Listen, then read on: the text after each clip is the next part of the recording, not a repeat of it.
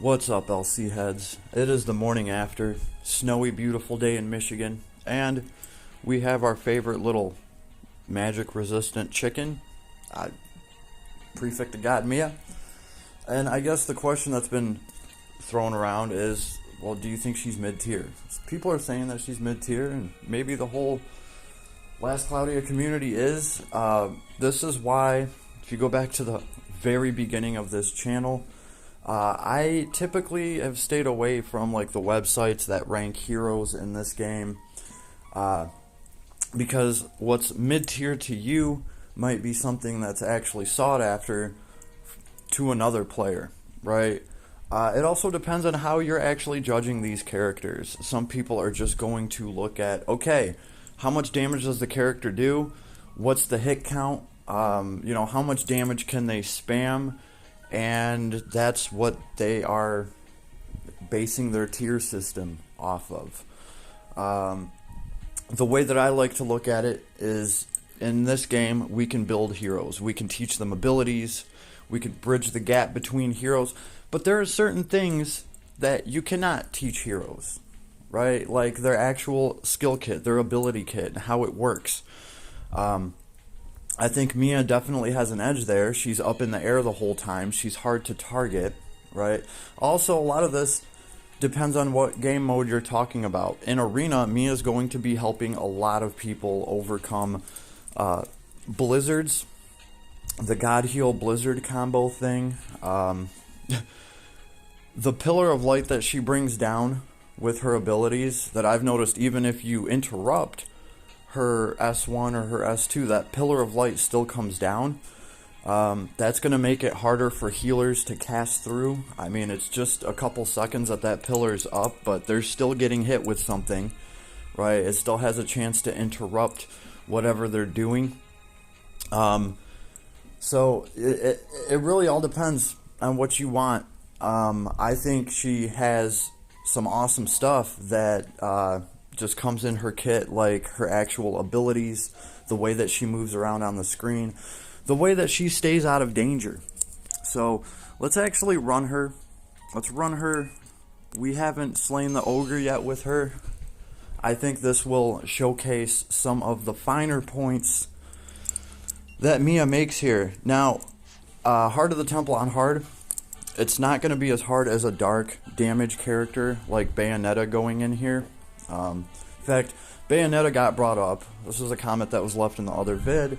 Bayonetta is a higher tier than this girl. How? Well, they're probably looking at the fact that Bayonetta is a dual wielder, so she's going to have twice as many hit counts.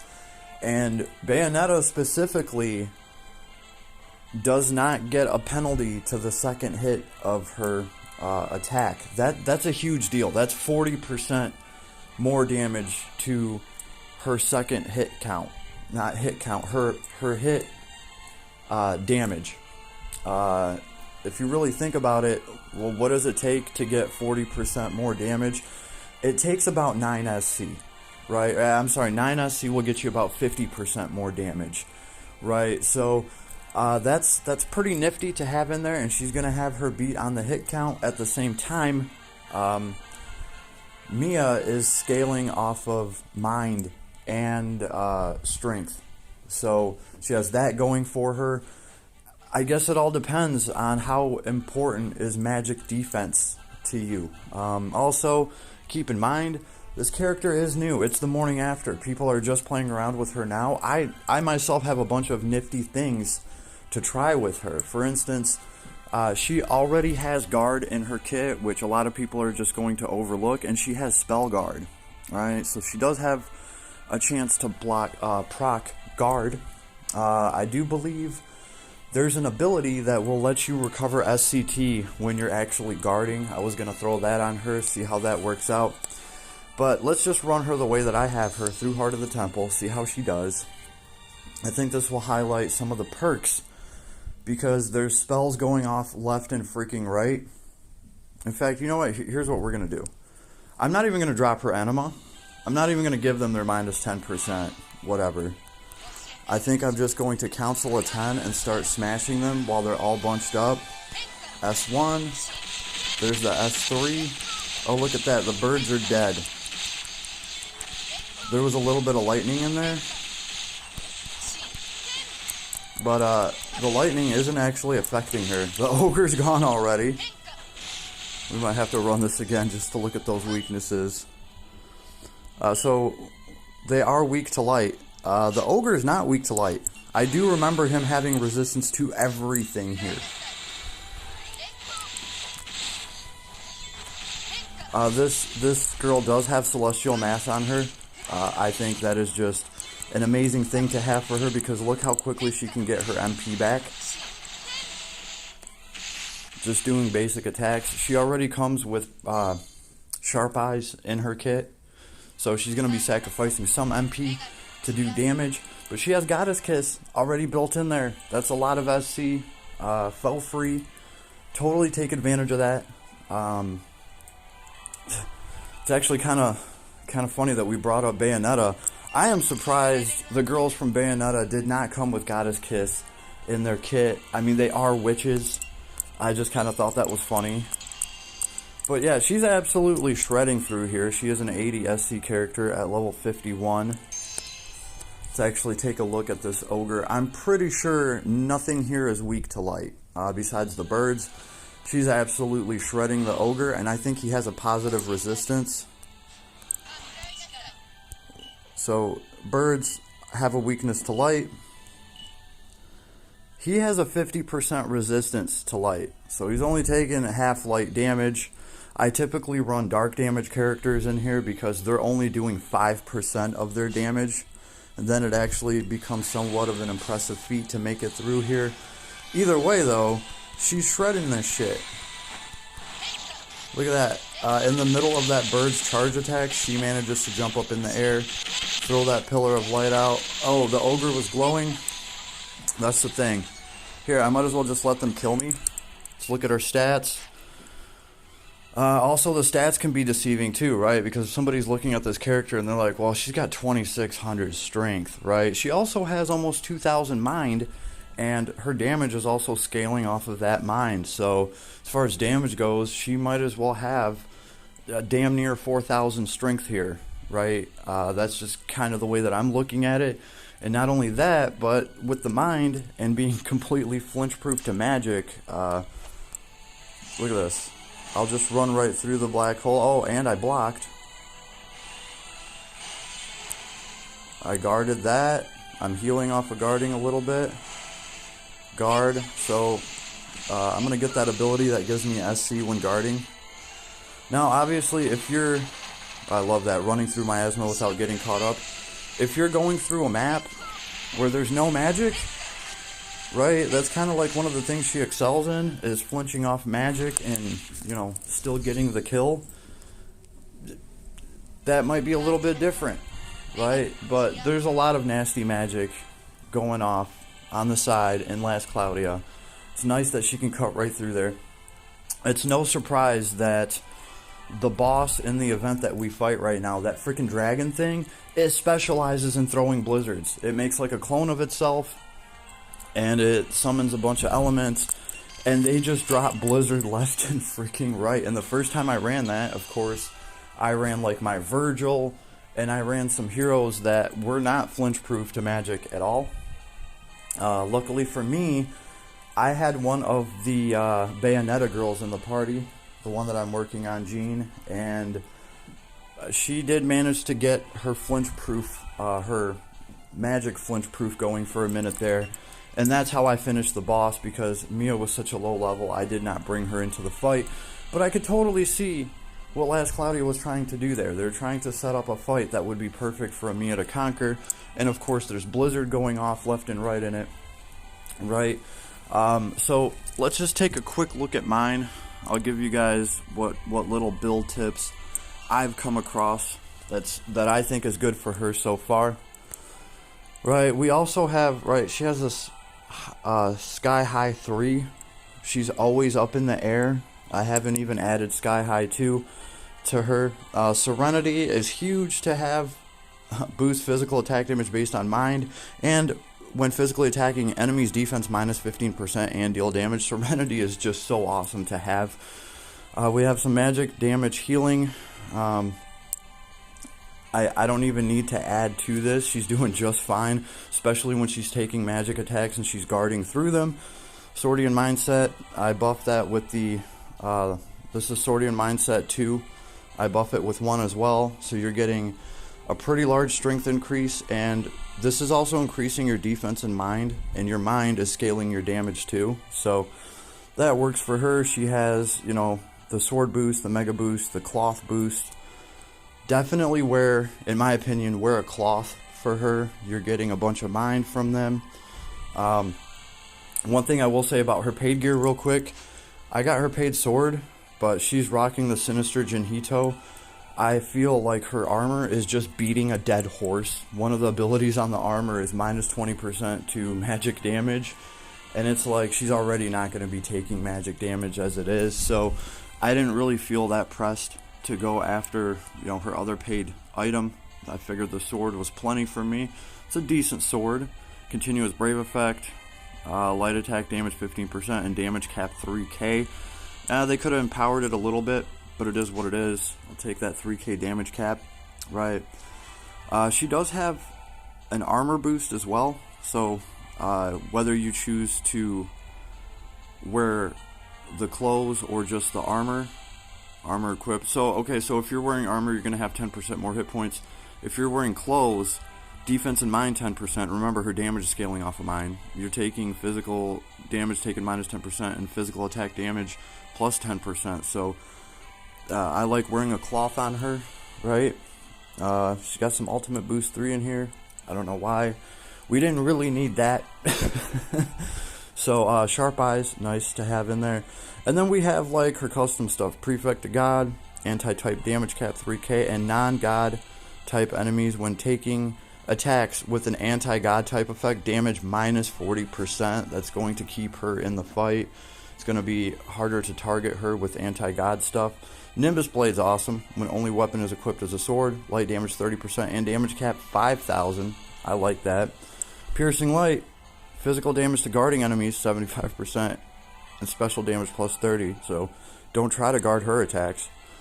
And this, continuous magic barrier / menace effect. It's always nice to just have that continuously, always. Right? So here's what I did with mine. I gave her just like some skill 1 breakthroughs for a little bit of damage cap. These are just some SC I had to spend. I went with crit up 2 for 3 SC. You're getting 5% to your crit off of this, and I'm using this with Proud Force.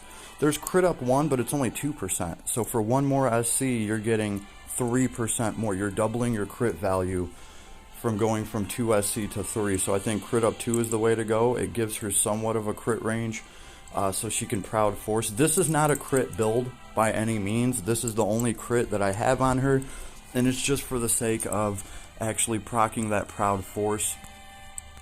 So let's see. In fact, we took Proud Force off. I completely forgot about that. Aim Vitals, Proud Force. We did take that off. That's what I was running. So I could probably take that crit off too. I'm not healing from it. Oh, that's right. That's right.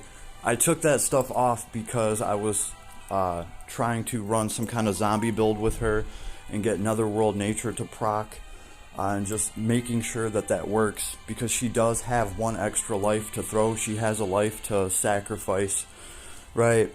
Also, I was looking at like how physical damage was affecting her and how viable was it to use Celestial Mass. Obviously, Celestial Mass stayed. It made it onto the build, so it was definitely worth it, in my opinion. We have Swordian Might. This is just going to be 15% more damage with the same attribute as the weapon. She's using light, so it works well for her. Besties is here. I haven't taken Besties because we have Advanced Aim Vitals here. I will swap this out for Besties and some speed, right? But I don't think I'm having an issue hitting her damage cap. I'm not having to crit to do that, so Advanced Aim Vitals is going to be coming off. I mean, she's only got a 5% crit anyway, or whatever I've given her, right? But she's not using any of that, she's not going to be using besties right now anyway, just because I'm running her solo. So this is just a placeholder. Doppelhander boost is not, though. This is definitely staying on her. Most of the stuff down here, the good stuff, will stay on her. Swordian's Mindset, she has the tier 2 ability of this. This is the tier 1 to add on to that. Obviously, we have any Slayers that we would want to toggle on and off. They're not on this build right now, but we can make room for them. In fact, if I wanted to, I could take Celestial Mass off, put a Slayer on her. Celestial Mass is 9 SC. When taking physical damage, use 3 MP to half the damage taken. Again, like, this girl has no problem shrugging off magic damage. Physical damage is what's going to do her in, and I think Celestial Mass just gives her so much more wiggle room. You're only taking half of that damage, right? You can get your MP back quickly because she has the Goddess Kiss already, so why not use that? I've given her Savage Strike here. Physical attack damage plus 50%. Accuracy slightly reduced. I don't think you're going to reduce the accuracy of those Pillars of Light. So, I don't know. We're trying Savage Strike out. There's Giant Killing here if I wanted to take that. There is Sword High Boost, which is just going to be 30% more to her damage.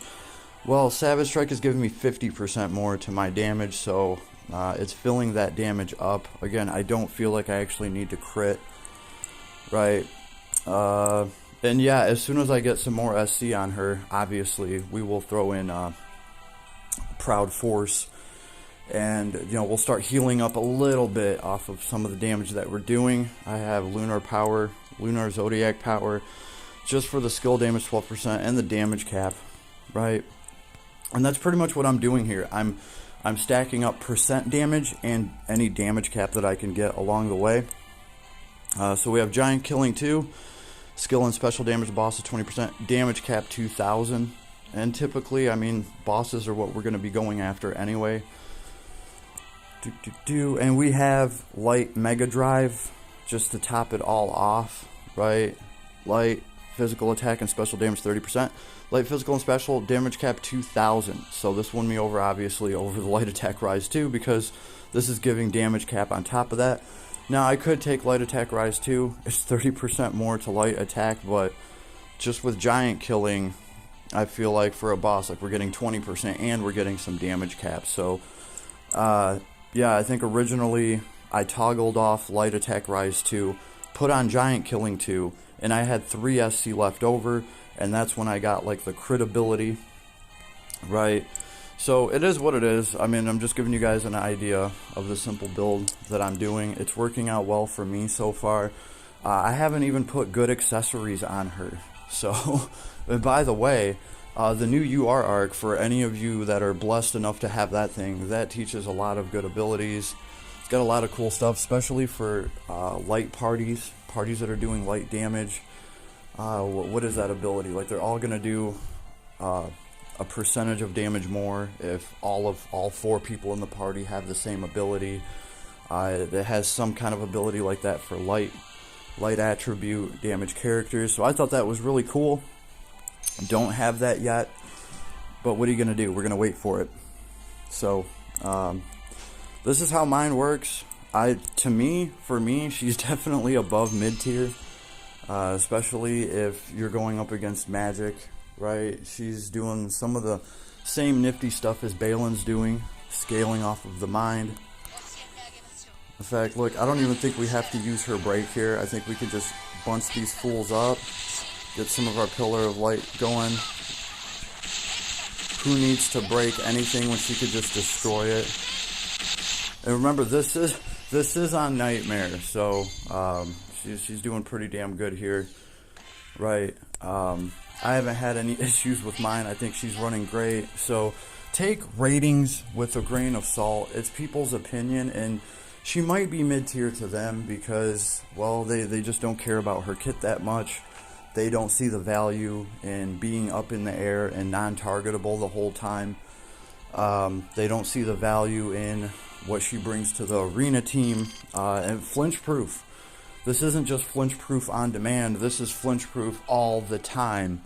For magic, right? Other heroes have to meet conditions they can either activate their flinch proof, or they can flinch proof when they have a status ailment on them, which you can kind of control a little bit, but not really. And then there's like the Bayonetta heroes who are going to get flinch proof randomly. Yeah, when it comes to magic, she's just going to be flinch proof all the time. That is just super awesome. I've been having a blast with that. So to me, that's worth more. Her abilities and how they keep her up in the air and how rogue-like her kit is, that's a pretty huge win to me. So she's definitely above mid-tier for me, hands down. Morning after, this is just honestly what I think of her after running her for a day and, you know, at least getting her to 80 SC.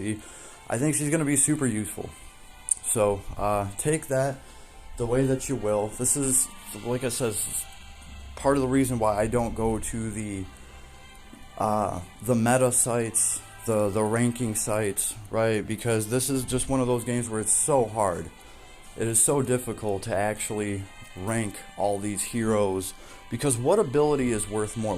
When you have a game like this where you can teach characters' abilities and teach them all the same thing, right? What actually becomes worth the most value? It's obviously going to be things like abilities that you can't teach, in my opinion, right? So I think in the abilities, she definitely has a nice +1, right? And in the damage, like, yeah, she's not going to have a crazy, ridiculous hit count. I think her Pillar of Light is worth something, right? She's obviously not going to have the hit count of a dual wielder.